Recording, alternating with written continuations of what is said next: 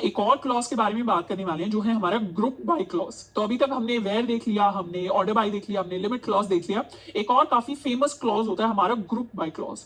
Group by clause का काम होता है चीजों को ग्रुप करके निकालना। अगर हमें ग्रुप में किसी झुंड में इकट्ठा चीजें चाहिए तो उसके लिए हम इस क्लॉज को यूज करते हैं।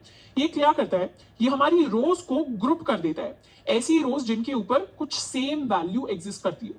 जैसे लेट सपोज हमारा एक एग्जांपल हो सकता है कि हमारी सारी की सारी सिटीज के अंदर कितने स्टूडेंट हैं उसका काउंट चाहिए, तो उसके लिए हम ग्रुप बाय क्लॉज को यूज करेंगे। और हम किसके बेसिस पर ग्रुप करेंगे, हम अपनी सिटीज के बेसिस पर ग्रुप करेंगे।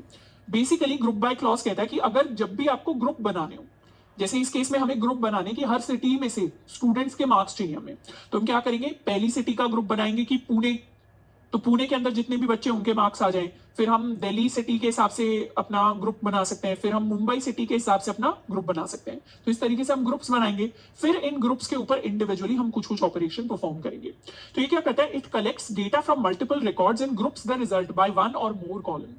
यानी जिस भी कॉलम के हिसाब से हमें ग्रुप बनाना है, यहाँ पर कौन से कॉलम के हिसाब से ग्रुप बनेगा, यहाँ पर हमारे सिटी वाले कॉलम के हिसाब से ग्रुप बनेगा और 3 ग्रुप बनेंगे। तो कई बार हो सकता है हमें सिटी और कंट्री के हिसाब से ग्रुप बनाना हो या सिटी और मार्क्स के हिसाब से ग्रुप बनाना हो, बट जनरली हम एक ही कॉलम के हिसाब से ग्रुप बनाते हैं। तो एक कॉलम के हिसाब से जब हमने ग्रुप बना लिया तो हमारे पास मल्टीपल समरी ग्रुप्स आ गए, यानी इसमें सारे के सारे पुणे के बच्चे, इसमें सारे के सारे दिल्ली के बच्चे, इसमें सारे के सारे मुंबई के बच्चे। पर जब भी ग्रुप बाय क्लॉज को हम यूज करते हैं जनरली वहां पर साथ में हम एग्रीगेट फंक्शंस को भी यूज करते हैं, जो एग्रीगेट फंक्शंस हमने ऑलरेडी पढ़े। जैसे अगर हमें सारे की सारी सिटीज के अंदर कितने स्टूडेंट्स हमारे पढ़ रहे हैं उसका काउंट निकालना है, तो उसके लिए हम अपना काउंट वाला एग्रीगेट फंक्शन भी यूज करेंगे और हम अपना ग्रुप बाय क्लॉज भी यूज करेंगे। तो ये इंफॉर्मेशन निकालने के लिए हम लिख सकते हैं select city and count of name from student group by city. तो इस स्टेटमेंट को एक बार धीरे धीरे समझते हैं कि ग्रुप बाय काम कैसे करता है। हम लिख सकते हैं, इसे हटा लेते हैं। सबसे पहले तो हम लिख देंगे select city from student group by and यहां पर लिख देते हैं सिटी। तो इतनी स्टेटमेंट हमने लिखी। इस स्टेटमेंट को सिलेक्ट करके जब हम एग्जीक्यूट करेंगे तो हमारे पास 3 सिटीज आ जाएंगी कि एक हमारा ग्रुप बन गया पुणे का, एक हमारा ग्रुप बन गया मुंबई का, एक हमारा ग्रुप बन गया दिल्ली का। तो 3 सिटीज हैं, तो हमने सारी की सारी सिटीज सिलेक्ट कर ली और हमने उन्हें ग्रुप कर दिया based on their CT value. अब इसके साथ में हर सिटी के अंदर अगर हमें काउंट चाहिए कि कितने स्टूडेंट्स पढ़ रहे हैं, तो या तो हम रोल नंबर का काउंट ले सकते हैं या नेम का काउंट ले सकते हैं, दोनों ही वैलिड है। तो हम क्या करेंगे, हर सिटी के अंदर कितने स्टूडेंट्स पढ़ रहे हैं उसका हमें काउंट चाहिए, तो वो हमारे पास आएगा।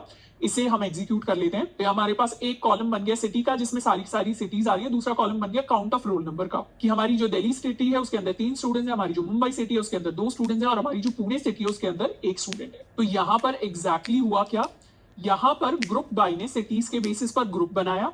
तो हमने जो सिटीज का कॉलम सिलेक्ट किया था उन्हीं से हम ग्रुप बना सकते हैं, और वहां हमने काउंट ले लिया अपने सारे के सारे रोल नंबर्स का जो उस सिटी के अंदर अवेलेबल थे।